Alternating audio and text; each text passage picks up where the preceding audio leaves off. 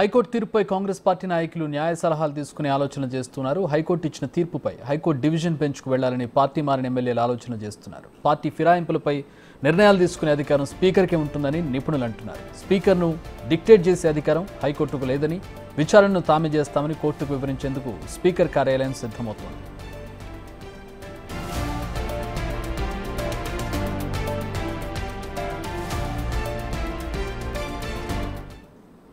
Right, మరి deputy bureau chief Sadiq join అవుతున్నారు. దీనికి సంబంధించి మరిన్ని వివరాలు. సాదిక్, సాధారణంగా ఇటు పాలసీ మేకర్స్ అలాగే న్యాయస్థానాలు ఇవి రెండు కూడా డిఫరెంట్ ఎంటిటీస్. చాలా సందర్భాల్లో కోర్టులు మేము ఇలాంటి వ్యవహారాల్లో జోక్యం చేసుకోము, ఇవి చట్టసభలకు సంబంధించినవి వాళ్లే చూసుకోవాలి, దాని స్పీకర్ అనేవాళ్ళు చాలా సందర్భాల్లో చెప్పినటువంటి పరిస్థితి. ఇప్పుడు ఎట్లాంటి పరిణామాలు చోటు చేసుకునే అవకాశం కనపడుతుంది?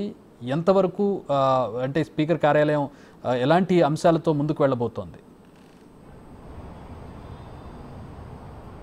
ఎస్ చక్రి, చాలా జెన్యున్ క్వశ్చన్ ఏంటంటే, మనకు రాజ్యాంగంలో శాసనాలు, కార్యనిర్వహణ, జ్యుడిషియరీ ఈ మూడు సంబంధించినటువంటి అంగాలు పనిచేస్తాయి. సో జ్యుడిషియరీ రంగంలో మిగతా వాళ్ళు తలదూర్చరు. అదేవిధంగా శాసనసభ సంబంధించినటువంటి శాసన వ్యవహారాల్లో కూడా జ్యుడిషియరీ ఇన్వాల్వ్మెంట్ అనేది చాలా తక్కువగా ఉంటుంది. సో ఇది విషయం ఏంటంటే, చూసినట్టయితే పార్టీ మారినటువంటి ఎమ్మెల్యేలకు ఇప్పుడు స్పీకర్ కార్యాలయం, స్పీకర్ ఏం చేస్తారన్న పైన కూడా చర్చోపచర్చలు జరుగుతున్న నేపథ్యం కనబడుతుంది. ఎందుకంటే హైకోర్టు ఒక స్పష్టమైనటువంటి విధానాన్ని కూడా ప్రకటించడం జరిగింది. సుమోటోగా దాన్ని స్వీకరిస్తాము, 4 వారాల్లోగా మీరు పూర్తి స్థాయిలో నివేదిక ఇవ్వాలని కూడా స్పీకర్ కార్యాలయానికి తీర్పు ఇవ్వడం జరిగింది, అంటే వారికి డైరెక్ట్ చేయడం జరిగింది. సో అల్టిమేట్గా ఇక్కడ స్పీకర్దే తుది నిర్ణయం ఉంటుంది. ఎందుకంటే చాలా కోర్టులు, అంటే చాలా సంబంధించినటువంటి ఇటువంటి సేమ్ కేసుల్లో అటు హర్యానా కానీ లేకపోతే చండీగఢ్ సంబంధించినటువంటి కొన్ని కేసెస్లో ఇదే ఉన్న నేపథ్యంలో స్పీకర్కే పూర్తి స్థాయిలో అధికారం ఉంటుందన్నది స్పష్టంగా అర్థమవుతుంది. ఈ విషయం అయినప్పటికీ కాంగ్రెస్ ప్రభుత్వం, కాంగ్రెస్ పార్టీ మాత్రం న్యాయ సలహాలు తీసుకోవాలని కూడా భావిస్తుంది. దీంతో పాటుగా డివిజన్ బెంచ్కి వెళ్లాలని కూడా పార్టీ భావిస్తూ ఉంది. సో పార్టీ మారిన ఎమ్మెల్యేలు సంబంధించిన విషయంలో దేశవ్యాప్తంగా ఒకే అంశం తీర్పులు లేవన్న విషయాన్ని కూడా గ్రహిస్తూ ఉంది. సో ఒక్కొక్క రాష్ట్రానికి ఒక్కొక్క తీర్పు ఒక్కొక్క ఉంటుంది కనుక దీనిలో శాంటిటీ ఎంత అన్న దానిపైన కూడా చర్చ కొనసాగుతుంది. కాంగ్రెస్ పార్టీ మాత్రం ఈ అంశంపైన న్యాయ సలహాలు తీసుకొని డివిజన్కు బెంచ్కి వెళ్ళే అవకాశం అయితే కనబడుతుంది. అంతేకాకుండా పార్టీ మారినటువంటి ఎమ్మెల్యేల అనర్హత వేటన్నది హైకోర్టు సూచించలేదు, నిర్దేశించలేదు, అధికారాన్ని చేయమని కూడా ఒత్తిడి చేయలేదు. దీనికి పూర్తి స్థాయిలో అధికారం అంతా కూడా స్పీకర్కే ఉంటుందన్న విషయాన్ని కూడా మరోసారి కూడా స్పష్టంగా అర్థమవుతుంది. న్యాయ నిపుణులు కూడా ఇదే చెప్తా ఉన్నారు. జ్యుడిషియరీ అన్నది తన పరిధిలో లేనటువంటి అంశాలపైన డిక్టేట్ చేయలేదన్నది కూడా చెప్తా ఉన్నారు. సో స్పీకర్కు డిక్టేట్ చేసే అధికారం హైకోర్టుకు లేదని కూడా చెప్తుంది. ఎందుకంటే ఒక్కొక్క రంగానికి ఒక్కొక్క అంగం ఉంటుంది కనుక న్యాయశాఖ సంబంధించిన విధానంలో వీళ్ళు తలదూర్చరు. సో శాసనసభ సంబంధించిన దాంట్లో కూడా వాళ్ళు తలదూర్చే పరిస్థితి ఉంది. దీని యొక్క రోలు అదే పోషిస్తున్న నేపథ్యంలో స్పీకరు రోల్ సంబంధించిన దాంట్లో హైకోర్టు జోక్యం చేసుకోదని కూడా మనకు స్పష్టంగా అర్థమవుతుంది. ఎందుకంటే గతంలో చాలా తీర్పులు దాంట్లో కూడా డివిజన్ బెంచ్కి వచ్చిన తర్వాత మళ్ళీ స్పీకరే దీనిపైన తుది ఇదేమి కొత్త కాదు కదా. గతంలో బీఆర్ఎస్లోకి అటు టీడీపీ నుంచి కావచ్చు, ఇటు కాంగ్రెస్ నుంచి కావచ్చు, ఎంతోమంది ఎమ్మెల్యేలు బీఆర్ఎస్లో చేర్చుకున్నటువంటి పరిస్థితి. ఏం కొత్త కాదు. ఇట్లాంటి విషయాలు న్యాయస్థానాలకు వెళ్ళడం, మళ్ళీ చట్టసభల పరిధిలోకి కోర్టు తిప్పి పంపడం అనేది జరుగుతూనే ఉంటుంది. ఎస్, అంటే మామూలుగా అయితే విపక్ష పార్టీలు మాత్రం ప్రభుత్వాన్ని పైన ఏదో రకమైనటువంటి అంశాన్ని తీసుకురావాలి, ప్రజలకు సంబంధించిన విషయాలపైన కానీ పార్టీ మారిన ఎమ్మెల్యే పైన కూడా వారి యొక్క పార్టీ సంబంధించిన విధానాలకు సంబంధించిన పూర్తి స్థాయిలో అటు బదనాం చేయాలన్న ఉద్దేశంతో ఇటువంటి జరుగుతూ ఉంటుంది. కానీ అల్టిమేట్గా అటు హైకోర్టు జోక్యం కానీ లేకపోతే డివిజన్ సంబంధించిన ఏం చేసినా కూడా మళ్ళీ స్పీకర్ దగ్గరికి వస్తుంది.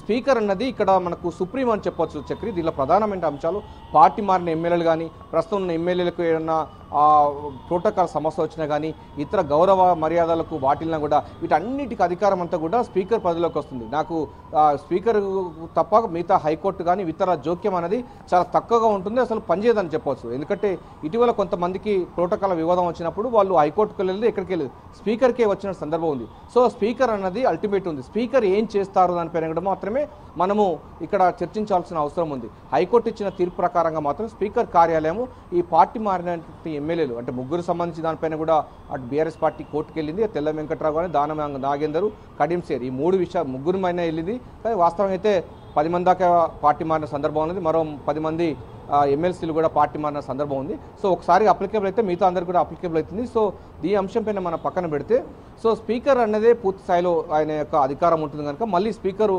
కోర్టులోకే వస్తుంది. సో స్పీకర్ దీని అంశం పైన పూర్తి స్థాయిలో మేమే దీన్ని ఎగ్జామినేషన్ చేస్తామని కూడా స్పీకర్ గారు హైకోర్టుకు అంటే స్పీకర్ కార్యాలయము హైకోర్టుకు పూర్తి స్థాయిలో నివేదిక ఇచ్చే అవకాశం అయితే ఉంది. సో స్పీకర్ ఆల్రెడీ దీని మీద తరువు ఎగ్జామినేషన్ చేస్తాను కనుక వాళ్ళే నిర్ణయం తీసుకుంటారని కూడా హైకోర్టు అప్పుడు తీర్పు ఇచ్చే అవకాశాలు లేకపోలేదని కూడా మన గతంలో ఇచ్చినటువంటి హైకోర్టు తీర్పులు పట్టి అర్థమవుతుంది. సో ఏదైనప్పటికీ దీనికి ఎక్కడికి వెళ్ళినా కూడా మళ్ళీ స్పీకర్ అల్టిమేట్ అనే విషయం అటు ప్రతిపక్ష పార్టీలకు తెలుసు, సో పాలక పార్టీలకు తెలుసు, సో కాంగ్రెస్ సంబంధించిన వాళ్ళకి తెలుసు, పార్టీ మారిన ఎమ్మెల్యేలకు అందరికీ కూడా ఈ విషయం తెలుసు. ఎందుకంటే గతంలో కూడా మనం చాలా సందర్భాల్లో వాళ్ళ టర్మ్ అయిపోయేదా కూడా స్పీకర్ ఎటువంటి నిర్ణయం తీసుకోలేని సందర్భం కూడా మనం చూడడం జరిగింది. సో ఈ అంశం పైన కూడా కొంచెం డ్రాగన్ అవుతుంది తప్ప దీనిపైన ఒక క్లించ్ తీసుకునే అవకాశం లేదు. స్పీకరు ఎట్లాగో అధికార పార్టీకి సంబంధించినటువంటి వాళ్ళే ఉంటారు కనుక దీనిపైన నిర్ణయం తీసుకునే అధికారం ఏమాత్రం లేదు. సో హైకోర్టుకు మాత్రం వాళ్ళు తరువులు ఎగ్జామినేషన్ పైన ఎటువంటి నిర్ణయం తీసుకోవాలనిపైన కూడా మేము దీనిపైన చర్చలు కొనసాగుతుంది. స్పీకర్ ఒక తుది నిర్ణయం తీసుకుంటారని కూడా హైకోర్టుకు చెప్తారు. అప్పుడు హైకోర్టు కూడా ఆల్రెడీ స్పీకర్ యొక్క కార్యాలయము స్పీకర్ సంబంధించినటువంటి పరిధిలో ఉంది కనుక మేము ఈ టైంలో జోక్యం చేసుకోలేకుండా హైకోర్టు గతంలో తీర్పునిచ్చిన సందర్భం ఉంది నేపథ్యంలో అదే మళ్ళీ తిరిగి పునరావృతం అయ్యే అవకాశం అయితే కనబడుతుంది. ఇప్పుడు బీఆర్ఎస్ పార్టీలు సంతోషపడవలసిన అవసరం లేదని కూడా మనకు స్పష్టంగా అర్థమవుతుంది. కేవలం హైకోర్టు మాత్రమే ఒక 4 దీనిపైన పూర్తి స్థాయిలో ఇవ్వండి లేకపోతే మేము సుమోటోగా స్వీకరించి విచారణ చేపడతామని చెప్పింది. కానీ సో దీన్ని స్పీకర్ కార్యాలయం మీద కానీ స్పీకర్ పైన డిక్టేట్ చేయడం కానీ స్పీకర్ యొక్క అంతర్గత వ్యవహారాలు కానీ ఆయన సంబంధించిన విచక్షణ అధికారాల్లో హైకోర్టు జోక్యం అన్నది మన రాజ్యాంగ వ్యవస్థలో చాలా తక్కువగా ఉన్న చెప్పవచ్చు, అలా శూన్యం అని చెప్పవచ్చు. సో స్పీకర్దే దీనిలో అల్టిమేట్ అనేది కూడా చెప్పవచ్చు. స్పీకర్ యొక్క అధికారం పట్టి ఈ యొక్క పార్టీ మారినటువంటి ఎమ్మెల్యేల పైన అనర్హత వేటు వేయాలా లేకపోతే కొనసాగించాలని పైన కూడా అప్పుడే తుది నిర్ణయం వచ్చే అవకాశం అయితే కనబడుతుంది. Thanks for the update Sadiq.